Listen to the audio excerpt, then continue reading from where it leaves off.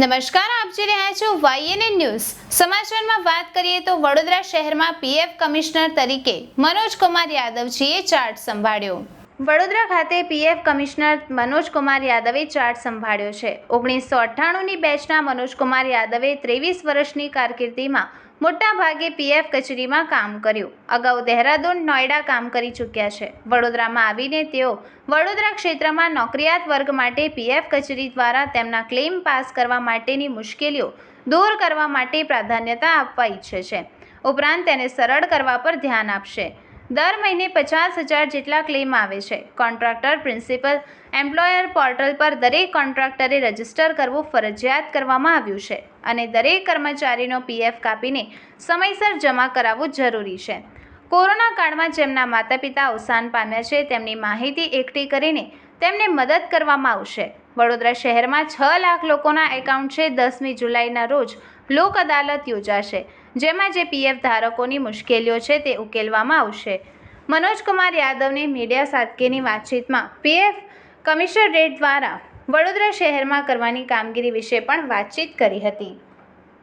सबसे पहले तो मैं आप सभी का स्वागत करता हूं कि आप लोग एक छोटे से इन्फॉर्मेशन पे आए और हमारे इस प्रेस कवरेज दे रहे हैं. Thank you. मैंने यहाँ पे ज्वाइन किया है कल, और इससे पहले मैं देहरादून और नोएडा के कार्यालयों में रह चुका हूँ और 1998 बैच में ज्वाइन किया है मैंने यूपीएससी के थ्रू. तो 22-23 साल की हमारी नौकरी हो गई है और यहाँ पे ईपीएफ जो कार्यालय है ये अभी इंडिया के कुछ बहुत अच्छे कार्यालयों में से है, बहुत अच्छे ऑफिसेज में से है, बहुत अच्छा काम कर रहा है, बहुत बड़े सब्सक्राइबर बेस को ये सर्विसेज दे रहा है. इसमें ऑलरेडी कंप्यूटराइजेशन का प्रोसेस शुरू हो चुका है और काफ़ी हद तक यहाँ पे लोगों के पास पीसी है, कंप्यूटर्स हैं, स्टाफ पूरा हमारा वेल ट्रेंड है और यहाँ पे ऑनलाइन सर्विसेज हम और मेरे ख्याल से सेटिस्फैक्ट्री से भी अच्छा, काफ़ी अच्छी सर्विसेज हम दे रहे हैं. पर हमारी कोशिश ये रहेगी कि आने वाले टाइम में जो सर्विस एरिया में टाइम लग रहा है क्लेम सेटलमेंट में, उसको और रिड्यूस कर दें और कम कर दें उसको, ताकि कोई भी मेंबर अगर अपना क्लेम फाइल करता है उसको 3 दिन के अंदर उसके पैसे का भुगतान हो जाए, ताकि उसको ज़रूरत में पैसे का लाभ मिल सके उसको. दूसरा, हमारी कोशिश ये है कि जो अभी कोरोना टाइम्स में जो बच्चे ऑर्फन हुए हैं, जिनके मदर फादर दोनों ही एक्सपायर हो गए हैं, उन बच्चों को आइडेंटिफाई करना कि उनके पेरेंट्स कहाँ किस फैक्ट्री में काम करते थे, उनका पीएफ का कितना बैलेंस था, उनको आइडेंटिफाई करके उनका इंश्योरेंस का पैसा, उनका पीएफ का पैसा उन तक पहुँचाना, ये एक हमारी प्राथमिकता होगी अभी आने वाले समय में सबसे ज़्यादा. और दूसरी जो प्राथमिकता है वो है आधार नंबर, आधार के डेटाबेस में जो नेम और फादर्स नेम और डेट ऑफ बर्थ है वो, और हमारे पीएफ के डेटाबेस में जो डेटा है ये तीनों फील्ड्स के, उसको मैच कराना. इससे फ़ायदा क्या होगा, ये तीनों डेटा फील्ड मैच कर जाएंगे तो लोगों को ऑनलाइन सुविधाओं का लाभ मिलेगा और उनको हमारा सिस्टम खुद ही प्रोसेस कर देगा क्लेम को. अभी जैसे क्लेम आता है वो ऑनलाइन फाइल करते हैं तो मेरे बाबू के पास आता है, उसकी लॉगिन में वो वहाँ से प्रोसेस करता है उसको.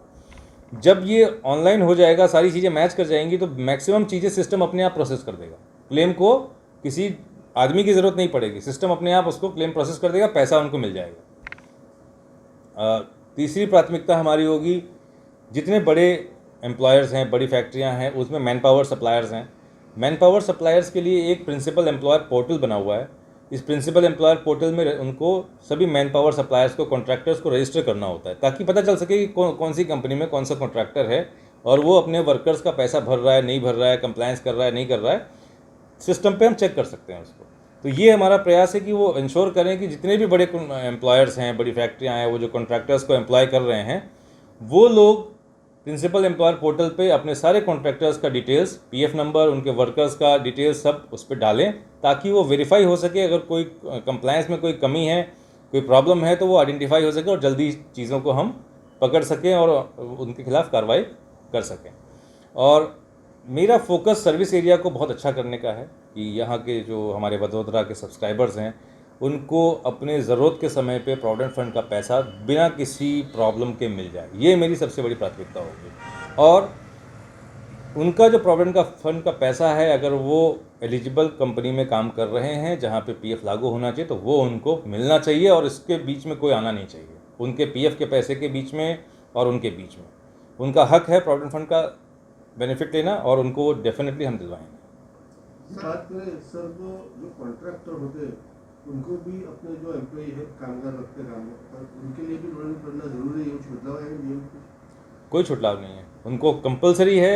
जो भी बड़ी फैक्ट्री में कॉन्ट्रैक्टर है उनको एक पहले दिन से ही, जिस दिन से वो वर्कर काम कर रहा है उस दिन से ही उसका पीएफ काटना है और उसको हमारे यहाँ हर महीने जमा करा देना है 15 तारीख से पहले। अगर ऐसा कोई कॉन्ट्रैक्टर छोटे मोटे हैं वो नहीं करते तो क्या कार्रवाई की जाएगी उनके खिलाफ? उनके खिलाफ हमारे यहाँ सबसे पहले इंक्वायरी होती है, उसका इंक्वायरी करके उसको समन किया जाता है, यहाँ पे बुला के उसका सैलरी रजिस्टर मांगा जाता है। तुमने कितनी कितनी सैलरी दी, उस सैलरी का 12% एम्प्लॉय शेयर, 12% एम्प्लॉयर का जो हिस्सा होता है वो मिला के उसका असेसमेंट होता है। असेसमेंट का ऑर्डर पास होता है।